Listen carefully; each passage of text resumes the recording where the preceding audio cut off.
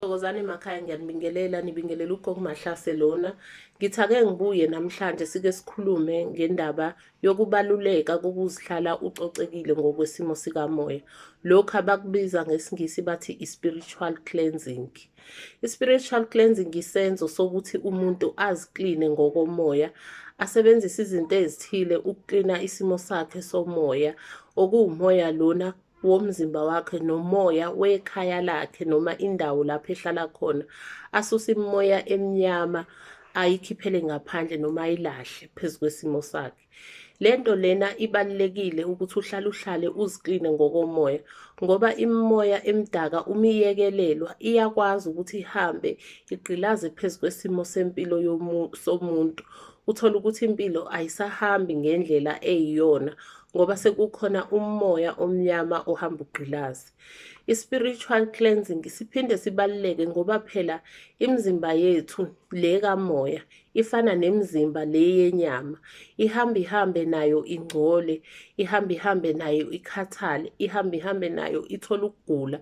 So iyadinga ukuthi inakekelwe ngendlela eyiyona ukuze umuntu akwazi ukuthi-ke akukhone ukuba nalento esiyibiza ngokuthi i-spiritual health.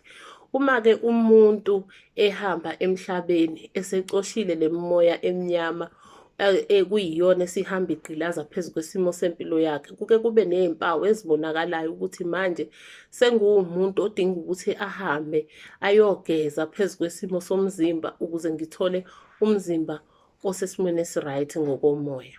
Ubona ngani? Ubona ngokuthi ube umuntu onomzimba ohlala ucobekile.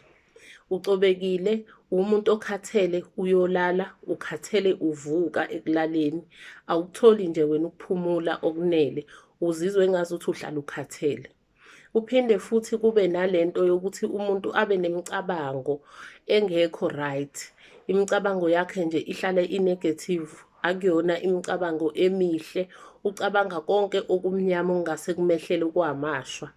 Kuphinde kube ilento lena ngesingisi abayibiza nge-anxiety, lapho umuntu enokuthi kukhona uvalo abanalo ukuthi kukhona isehlelo esizomehlela esibi. Njalo yena uwumuntu ongahlalisekile, onovalo olungaqondakali ukuthi liqhamukaphi. Kuphinde lana kube isimo sokuthi uba namaphupho amabi lo muntu, njalo ebusuku uba nalento yokungazi ukuthi uyabambeka, kukhona into emgcindezelayo.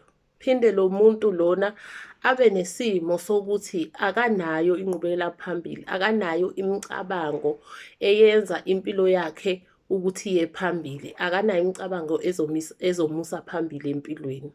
Kuke kubaluleke-ke ukuthi lapho umuntu asukume ahambe ayofuna indlela yokuthi azikline ngokomoya, ngoba ukuziklina ngokomoya kusuke kuzomenza ukuthi impilo ihambe ngendlela efanele. Uma-ke ezinye izimo ezike zitshengisa ukuthi manje isikhathi sokuthi kumele wena uhambe ube umuntu othola lento ebizwa nge-spiritual cleansing. Uma kuwukuthi umuntu ophuma kwi-relationship, uhlukene nomuntu obunaye othandweni isikhathi esithile, kumele ukuthi lapho uhambe uyothola lento lena yokudiliza, ususe lobo bumnyama mosuthola ukukhanya. Phinde lana umuntu oke wagula wabambeka ngokwesimo sempilo senyama, lapho-ke nakhona kuyadingeka ukuthi uthole izinto ezizokusiza phela ukuthi emva kokuthi-ke usululeme ngokwenyama, ululame nangokomoya.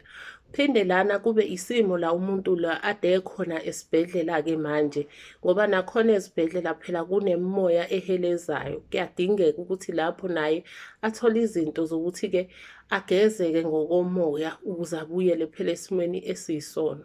Umuntu okade futhi esejele uyadinga lokhu ukuthi naye athole ukugezeka phezu kwesimo lapho.